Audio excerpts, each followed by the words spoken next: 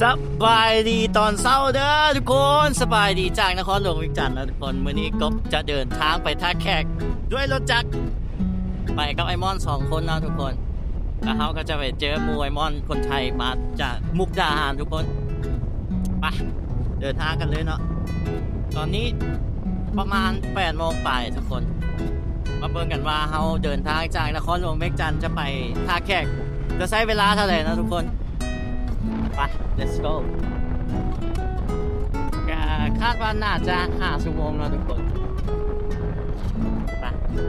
เดี๋ยวผมขับรถก่อนนะทุกคนเจอกันระหว่างทาง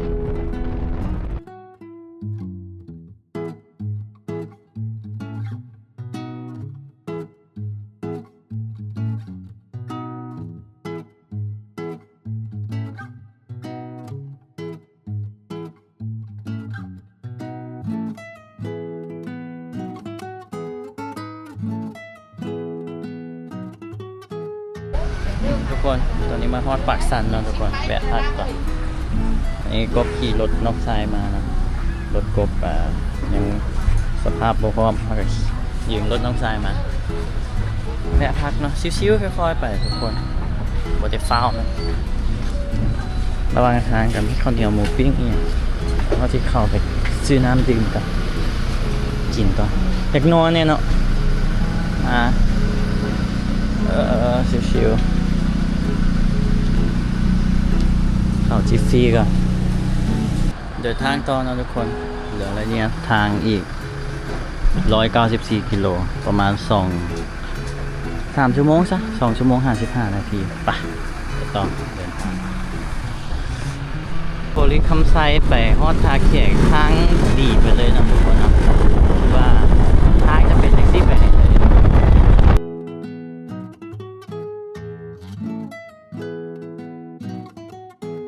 ตอนนี้ขี่รถมาอีกประมาณนั้น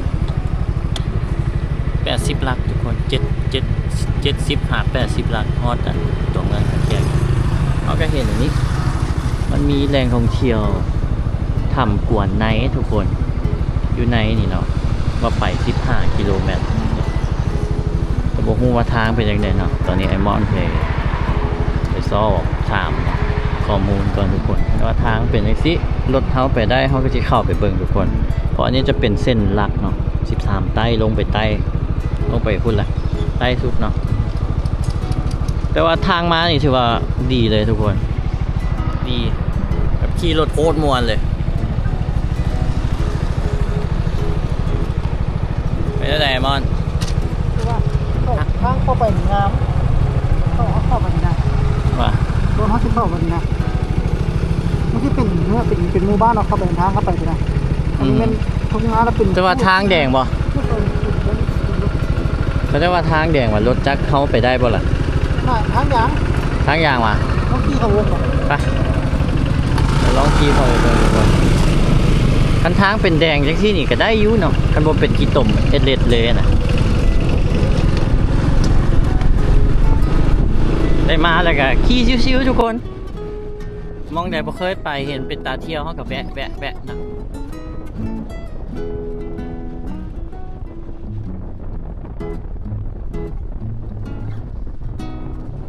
โอ้ทางยากไปเลยโอ้งามเลยทุกคนเป็นทางยากเนาะถือว่าทางดีทุกคนโอเคเดี๋ยวทางหน้าเนาะเป็นยังไงวู้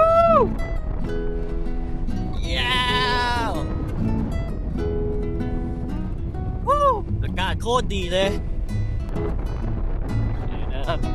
มันเป็นทางอย่างแหละทางเป็นอย่างที่นี่ก็โอเคทุกคน15 กิโลว้าวทุกคน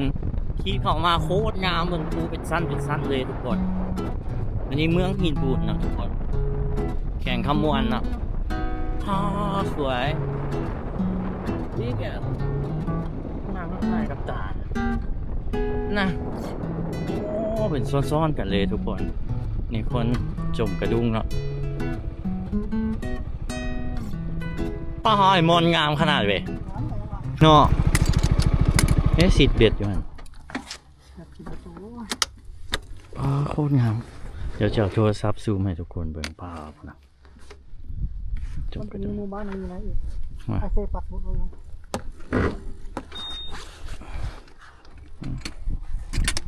ตอนนี้1:30อ่ะว้างามขนาดฟังนี่เสียคุณน่ะเดี๋ยวจะเอาโทรศัพท์ถ่ายเก็บอินเสิร์ตให้ทุกคนเบิ่งเนาะ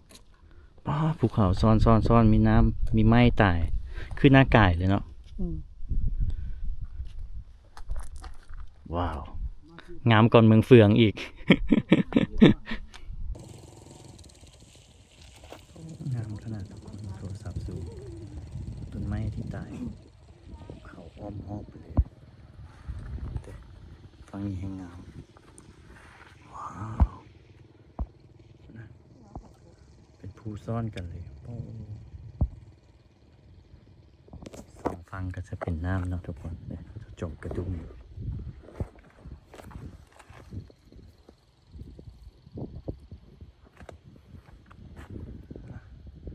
100%เห็นบ่โอ้งาม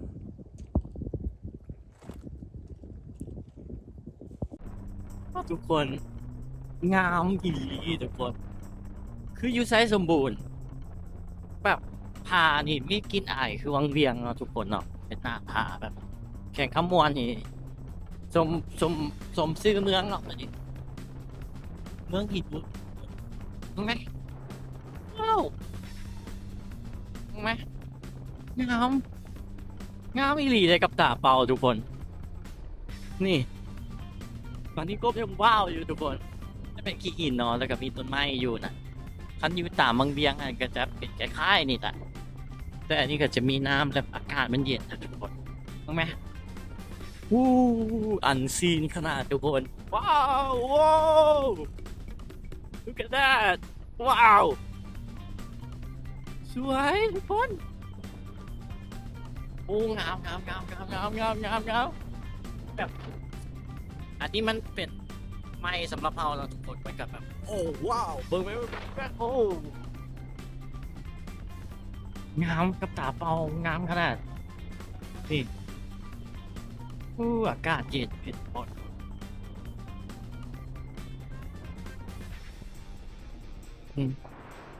แล้วก็ซอกท่านกินข้าวกันครับนี่ว่าตกเตียงนี่กินข้าวตอนจึงเข้าถ้ำบ้านนี่อ่ะบ้านบง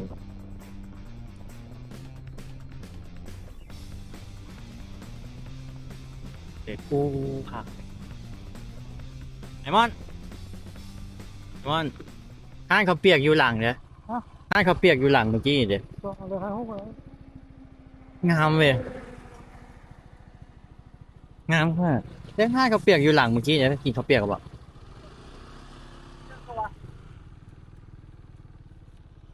บ้านผู้งามขนาดทุกคนเฮือนมีเดินหญ้าเนาะมีเดินหญ้ามีอันผาอะไรบ้างงามสวยบ่กินข้าวผู้งามค่ะว้าวไปอีก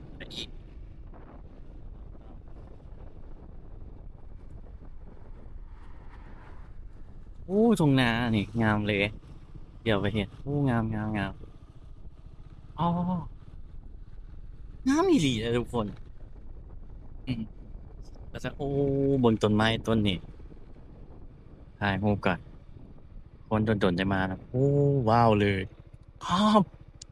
เข้าใจแล้วทุกคนเพราะว่าเมืองแข่งคำมวนเนี่ยดังสำหรับฝรั่งเนาะทุกคนรูทฝรั่งนะรูทท่องเที่ยวเขาจะฮู้จักถ้าแขกลูกเลยงาม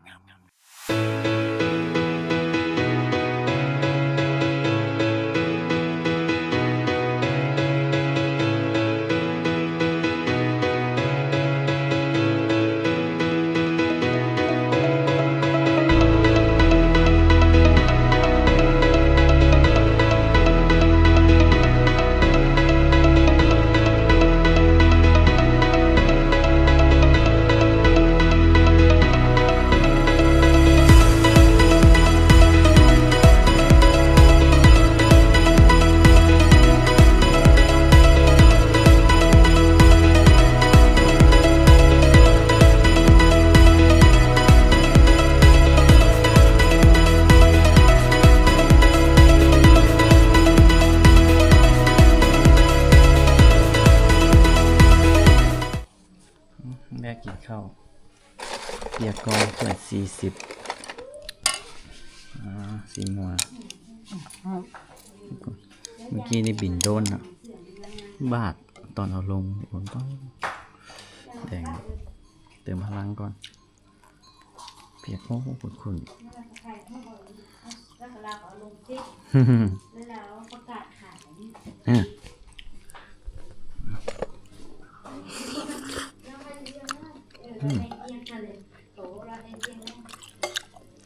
กินแล้วครับเดี๋ยวเห็นครับ ครับบ่มีเห็นพากับเนาะไงเนาะมีวะขอแน่สัน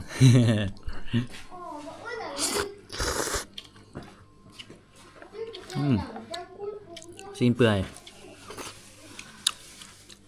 ข้าวเศร้า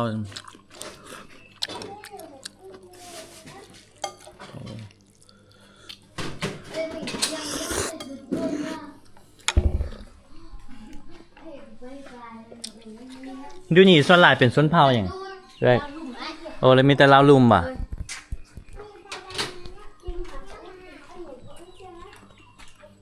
เพราะว่าฟัง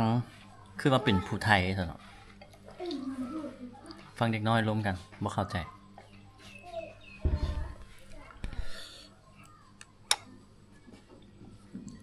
เลือดไหลโอ้คักเว้ยเติมพลังจึงไปต่อเขาจะเข้าไปทำมันซื้ออย่างไรใช่ไหมทำกวนทำกวน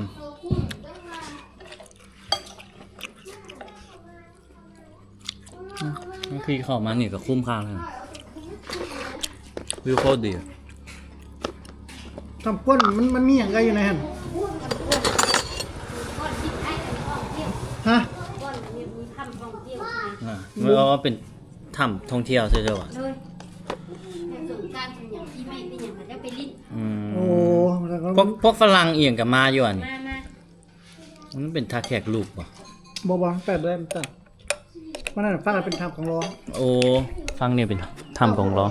ฟังนี่เข้าเป็นรักสาวแม่นถ้าเป็นบ้านนากับเด็กอยู่พุ่นขั้นๆอยู่พุ่นเลยฟังมันคุ้มคำอ้อมเมืองนากายไปเลยนากายฟังพี่แม่นอ้อมมาพี่มันเป็นพาหินอันนี้เป็นซอกที่ว่าเข้ามาหมู่บ้านเข้ามาในเรื่องเนาะโอเคโอ้พักปลูกเองเรื่องมัน 3-4 หมู่บ้านเนี่ยน้องเอ้ยเนาะเข้าไปเนาะ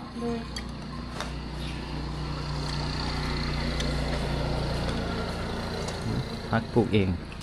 ลำกับปลูกเองบ่เนี่ยปลูกเองบ่ได้นี่ย่านป่ะก็ลำกับปลูกเองวะโอ้ปลูกเองบ่เนาะกระลำ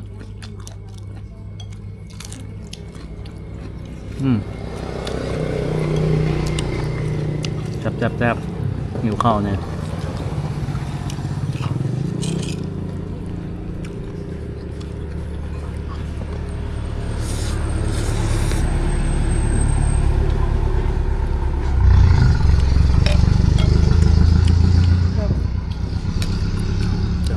ไปต่อกินข้าวอิ่มแล้วก็ไปต่อทุกคนไปถ้ำต่อเนาะถ้ำกวนใน1 กิโลเมตรเส้นทางน่าจะประมาณนี้เนาะเข้าไป1 กิโลคิดว่าโอ้โหโอ้มีกลัวข้ามเนาะ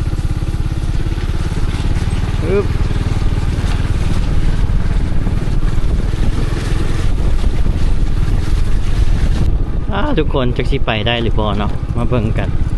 เอาเท่าที่ไหวเนาะเพราะว่ารถเท่าโบแมนนั่นสกีมเลยทุกคนโบแมนมอเตอร์คอร์สเนาะไปได้ก็ไปบ่ได้ก็กลับเนาะลองเข้าไป1 กิโลเพิ่นได้นี่ทุกคนอันนี้เข้ามาได้100 กว่าเมตรยังเจอทางเป็นจังซี่คันยากก็กลับเนาะไปขับรถก่อนทุกคนขับมือเดียวบ่ได้นี่ขี่มาพอดีเจออีเมลเนาะทุกคนเพิ่นว่าโอ้ไปบ่ได้ทางมันเปื้อนแต่ว่าเอาก็ได้เปลี่ยนแผนทุกคนก็เป็นถ้ำเนาะถ้ำในกวนเป็นถ้ำซื่อๆไม่กะนั่นเอากะเอาเท่าที่ไหวนะทุกคนเที่ยวแบบชิวๆบ่ฝืนเนาะ ก็ถือว่าติดหนี่ทุกคนไว้ก่อนเนาะเอาไว้มีโอกาสมาที่ว่าบบแมนฤดูฝนทุกคนเดี๋ยวเขาจะพาเข้าไปเพราะฤดูนี่มันบ่ไหวอีหลีทุกคนเบิ่งเส้นทางครับแบบเป็นจังซี่นี่นะมันมีขี่หินจังซี่นี่โอเคอยู่แต่ย่านเลิกเข้าไปแล้วมันแห้งนักกว่าเก่านะทุกคนพวกเขาก็ชีเปลี่ยนแผนทุกคนที่เข้าไปตัวเมืองท่าแขกทุกคน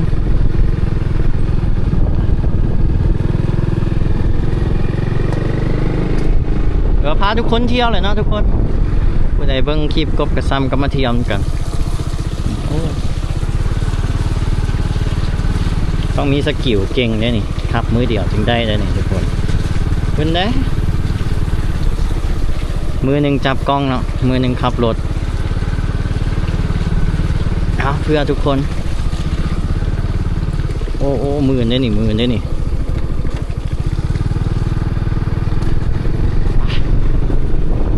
ไปท่าแขกกับประมาณอีก70ปลายกิโลเนาะทุกคนใช้เป็นร้านดนเติบ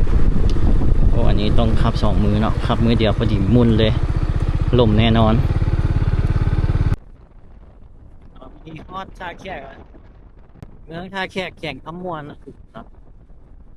อยู่ฝั่งตรงข้ามก็จะเป็นประเทศไทยนะเข้มของเรียบลงไปก็คือนครพนมทุกคนนั่นเลยเฮาก็ติขี่เข้าเมืองกันเอา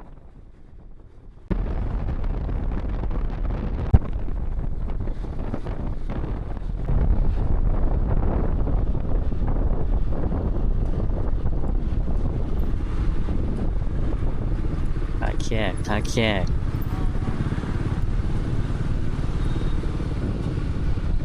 นี่เนาะทุกคนถ่ายบรรยากาศเนี่ยทุกคนเบิ่ง ดิงัวปิ่นโอ้โหอันนี้กำลังแปลงทางเนาะน้ำก็จะไหลเลยสิละเด้กำลังจะเฮ็ดคอนกรีตทุกคนโอ้โหบวก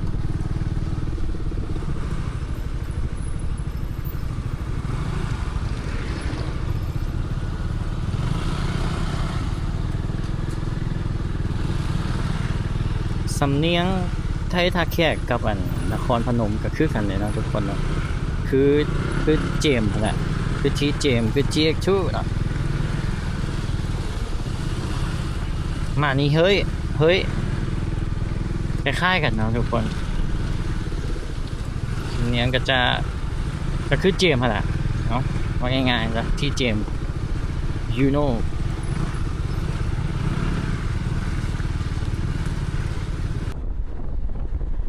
มาหาชวนอายคนไทยแล้วเรามากับแฟนคนหนึ่งทุกคนแล้วก็ตอนนี้ที่ขี่รถเป็นซอกกินข้าวพอเราก็ฮอดเตะดนเนาะเราก็บริการกินข้าวตอนแรกนี่จะเป็นตัวเมืองเนาะขี่ไปซื้อก็ไปซอดแคมป์ของคนแหละตักที่พักอยู่ใส่ อันนี้ก็มันเป็นพอดีช่วงนี้รถติดเนาะตอนนี้3:53ทุกคน4 โมงยังเนาะบรรยากาศกับรถติด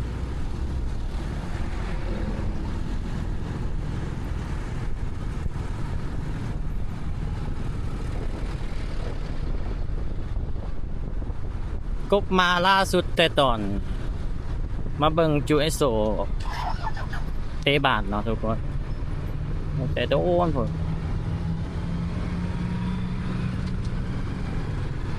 2 ปีก่อนนะ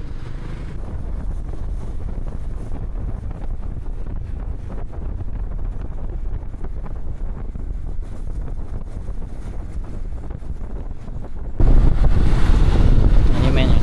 จารึกประวัติศาสตร์วัน6ตัวเมืองท่าแขกทุกคนแต่ฝั่งนั้นจะเป็นเข้มของครับเส้นเรียบคลองคืออยู่เวียงนั่นแหละคืออยู่ปากเสเลยนี่เป็นตึกเก่าตั้งแต่ฝรั่งที่นี่อิหลีทุกคน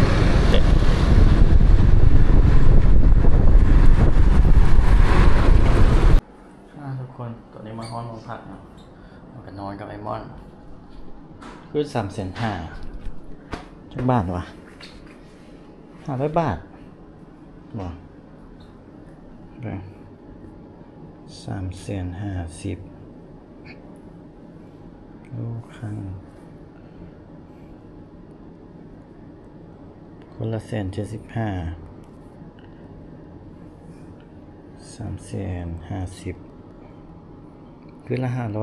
511 บาททุกคน15 ดอลลาร์นี่อยู่ท่าแขก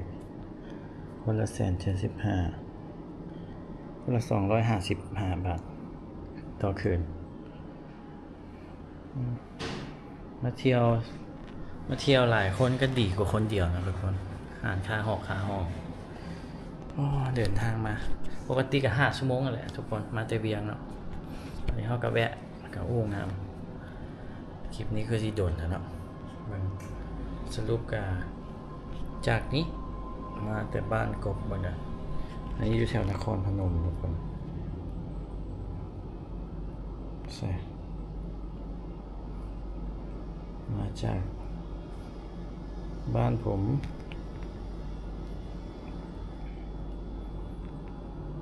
346 กิโลทุกคน5 ชั่วโมง53 นาทีนะหรือว่า6 ชั่วโมงเวียงจันทร์ท่าแขก6 ชั่วโมงทุกคนถือว่านครพนมไปหนองคายเนาะ6 ชั่วโมงเดินทางมาอันนี้ EP 1เนาะทุกคนถือว่าเขาก็ติดหนี้โตพาโตอันนั้นเนาะที่ว่าเขาเข้าไปไม่ได้นะจักซื้ออย่างไรลืมซื้อเอาไว้ทริปหน้าฮอนแห้งเดี๋ยวสิอาบน้ำเอียงแล้วก็บางทีก็ล้างตัวนะทุกคนใส่ชุดเก่าแหละจะไปเลาะใส่ถ้าติดตามเดี๋ยวทุกคนไปเลิกเครื่องก็โอเคเลยห้องพักสะอาดดีนะเจอกันใหม่คลิปหน้าทุกคนเขาจะเป็นเลาะใส่อยู่ขมวนถ้าติดตามนะทุกคนบ๊ายบาย